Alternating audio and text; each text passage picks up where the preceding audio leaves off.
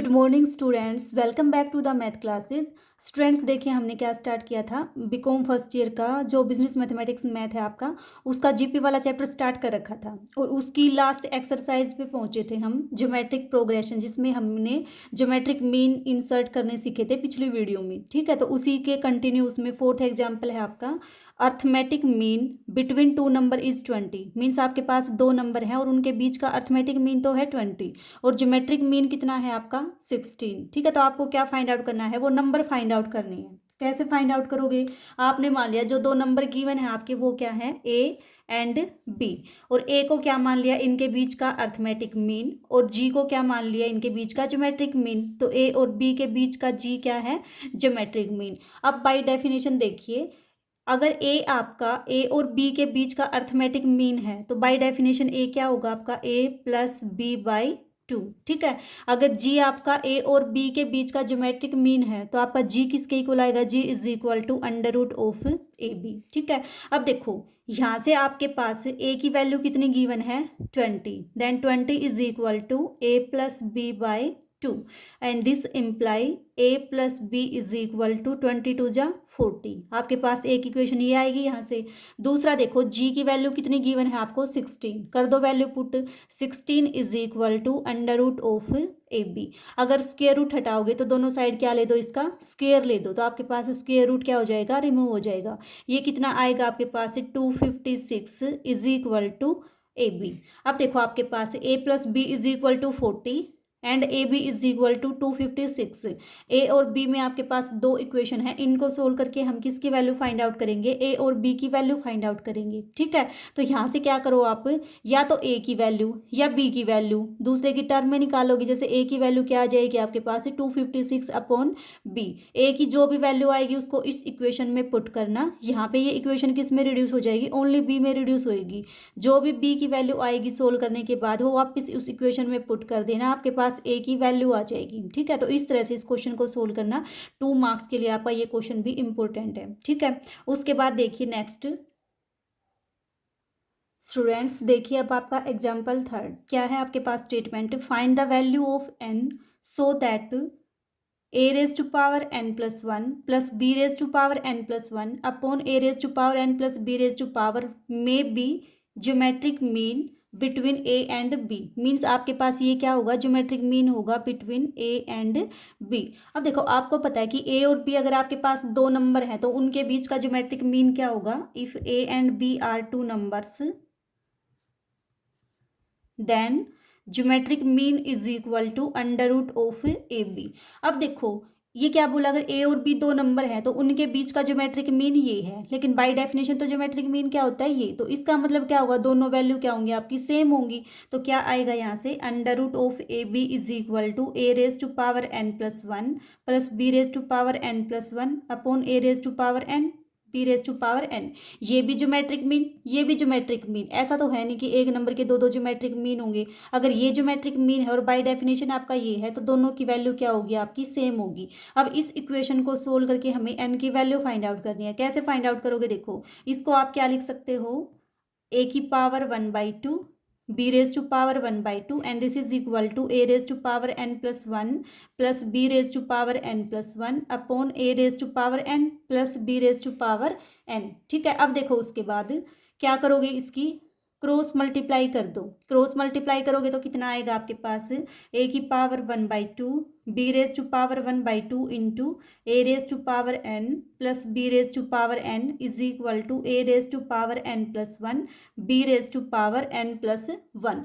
अब करो इसकी मल्टीप्लाई। देखो जब आप इस फैक्टर को इससे मल्टीप्लाई करोगे तो ए ओ ए बेस आपका सेम, तो आपका बनेगा A raise to power N plus 1/2, N power तो ये 1/2 पावर ये, और आपका बी वाली टर्म क्या रहेगी, सेम रहेगी। तो आपके पास कितना आ जाएगा, B raise to power 1/2 plus जब इस फैक्टर की मल्टीप्लाई बी की पावर एन से करोगे तो कितना आएगा आपके पास, ए की पावर 1/2 तो as it is B raise to power 1/2 plus N and this is equal to A raise to power N plus one plus B raise to power N plus one. अब देखो उसके बाद क्या करोगे, इसमें इस वाले फैक्टर को इसके साथ शिफ्ट कर दो, इस फैक्टर को इसके साथ अरेंज कर दो, तो आपके पास देखो क्या आएगा, a raise to power n plus 1/2 b raise to power 1/2 minus a raise to power n plus 1 and this is equal to, ये आपका क्या बनेगा, आपका a की पावर n प्लस 1 को तो आप इधर ले आए तो ये बनेगा b raise to power n plus 1 minus, इसको आप क्या करोगे, इधर शिफ्ट करोगे तो कितना आएगा, a raise to power 1/2 b raise to power 1/2 plus n। अब देखो इसमें से कॉमन लेके इसको सोल्व करेंगे तो आपके पास क्या आएगा, देखिए a raise to power n plus 1/2, ये a raise to power n plus 1 आपकी पावर ये, तो किसको कॉमन लोगे, मान लो आपने n प्लस 1 को कॉमन ले दिया, ठीक है, या फिर आप इसको कॉमन ले दो तो क्या आएगा आपके पास, लेकिन कॉमन किसको लेते हो आप, जो छोटी टर्म होती है, जो छोटा फैक्टर होता है उसको कॉमन लेते हो। अब ये तो देखो n में हाफ हेड है, ये n में आपकी पावर 1 हेड है, तो छोटा फैक्टर कौन सा होगा आपके पास, ये n प्लस 1 क्या होगा आपका, बड़ा होगा, n प्लस 1/2 आपका स्मॉल होगा, तो कॉमन किसको लोगे आप, a raise to power n plus 1/2 को आपने कॉमन लिया। कॉमन लोगे तो देखो यहाँ पे क्या बचेगा आपके पास, b raise to power 1/2 minus, अब देखो इस 1 को क्या लिख सकते हो, 1/2 प्लस 1/2। अब n प्लस 1/2 को तो आपने बाहर निकाल दिया तो बचेगा क्या आपके पास है, a raise to power 1/2। This is equal to, similarly यहाँ पे देखो b की पावर n प्लस 1/2 तो ये, और ये आपके पास क्या है, b की पावर n प्लस 1, तो इसका मतलब स्मॉल फैक्टर कौन सा है इसमें से, ये स्मॉल फैक्टर है, तो इसको हम क्या लेंगे common, means b raise to power n plus 1/2। इसको अगर आप कॉमन लोगे तो देखो इस 1 को क्या लिख सकते हो, 1/2 प्लस 1/2, यही तो लिख सकते हो, 1 को हाफ प्लस हाफ लिख सकते हो। अब b की पावर n प्लस हाफ तो आपने कॉमन ले दिया तो बचेगा क्या, कॉमन लेने के बाद b की पावर हाफ बचेगा and minus a raise to power 1/2, ठीक है, यहाँ तक आप इसको ऐसे करोगे। अब उसके बाद देखो इस फैक्टर को अगर आप इधर शिफ्ट करोगे या फिर देखो दोनों फैक्टर आपके सेम है तो आपके पास क्या हो जाएंगे, ये दोनों कैंसिल हो जाएंगे। अब उसके बाद क्या बचेगा, देखो a raise to power n plus 1/2 this is equal to b raise to power n plus 1/2, आपके पास बचेगा ये। अब क्या करो आप, बेस डिफरेंट है पावर सेम है, क्या करो b की पावर n प्लस 1/2 से इसको डिवाइड कर दो तो आपके पास कितना आएगा, a raise to power n plus 1/2 upon b raise to power n plus 1/2 and this is equal to 1, कर दिया डिवाइड। अब उसके बाद देखो ये, उसके बाद क्या आएगा, n प्लस 1/2 पावर दोनों में कॉमन है, बाहर निकाल दो तो कितना आएगा आपके पास, a/b whole power n plus 1/2 and this is equal to 1। अब देखो इस 1 को आप इस फॉर्म में कैसे लिख सकते हो, a/b की पावर 0, देखो क्या है आपके पास, दो टर्म सेम है आपकी, ठीक है, तो इसका मतलब क्या होगा, जो ये बेस है वो बेस आपका यहाँ भी बनाने की कोशिश करोगे, अगर बेस सेम बन जाएगा तो पावर भी क्या हो जाएंगी आपकी, सेम हो जाएंगी। तो आप क्या लिख सकते हो, 1 को, 1 क्या होता है, किसी भी नंबर की पावर अगर आप 0 करते हो तो उसकी वैल्यू 1 आती है, हमें चाहिए बेस ये, तो हमने क्या कंसिडर कर लिया, a की पावर b की a अपॉन b की पावर 0, इसकी वैल्यू 1 के इक्वल है और ये इसके इक्वल है, तो आपस में ये दोनों भी क्या होंगे, इक्वल। अब देखो बेस सेम तो पावर भी क्या हो जाएंगी आपकी सेम, तो इसका मतलब क्या आएगा, n plus 1/2 is equal to 0, this imply n is equal to minus 1/2, ठीक है, तो हमने n की वैल्यू बता दी, n की वैल्यू कितनी आएगी आपके पास से माइनस 1/2। तो ये था आपका एग्जाम्पल थर्ड। अब उसके बाद देखो एग्जाम्पल फिफ्थ,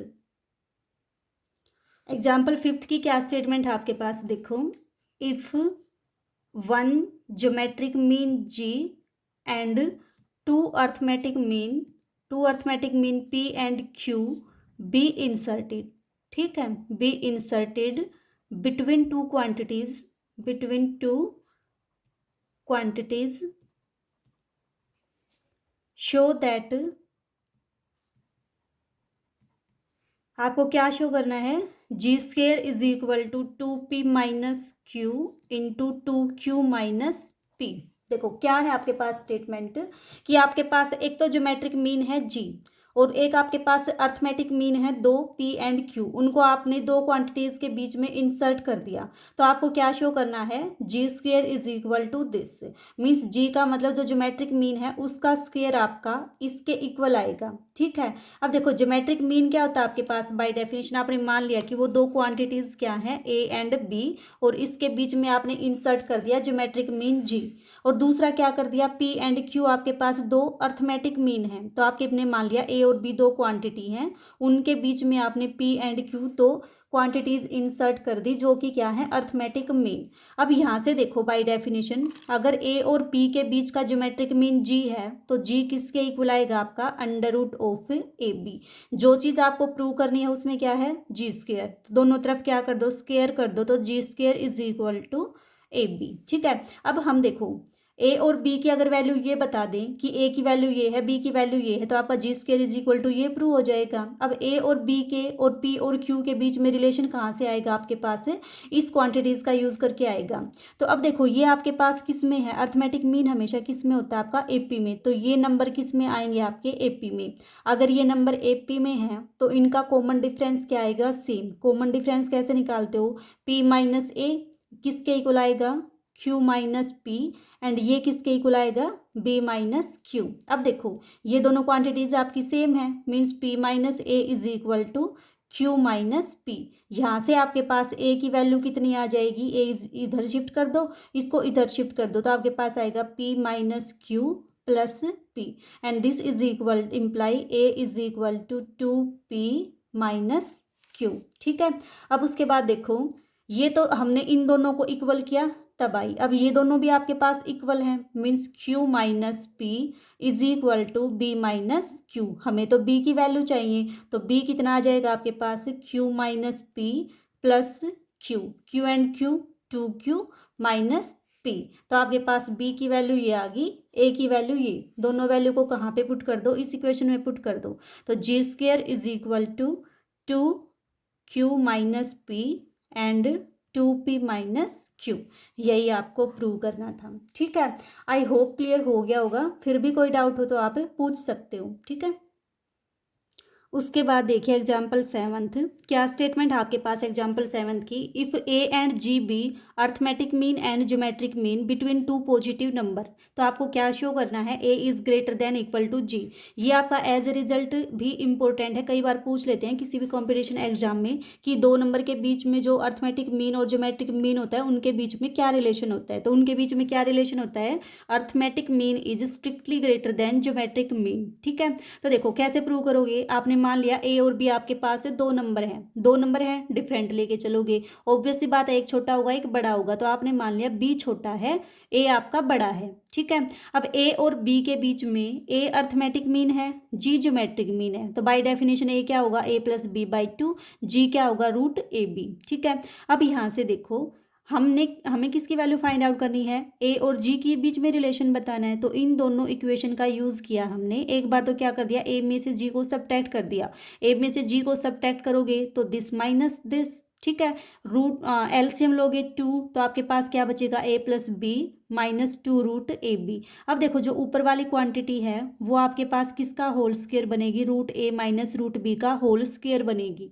ठीक है, अब देखो आपको पता है कि होल स्क्वायर में अगर कोई क्वांटिटी आपके पास होती है तो वो हमेशा greater than and equal to zero होती है, नेगेटिव वैल्यू उसकी कभी नहीं होती। ठीक है, और ये दोनों वैल्यू क्या है आपके पास है ए और बी तो डिफरेंट है और ए आपका बड़ा है, बड़े में से छोटा जाएगा तो आपके पास क्या बचेगा हमेशा पॉजिटिव क्वांटिटी बचेगी।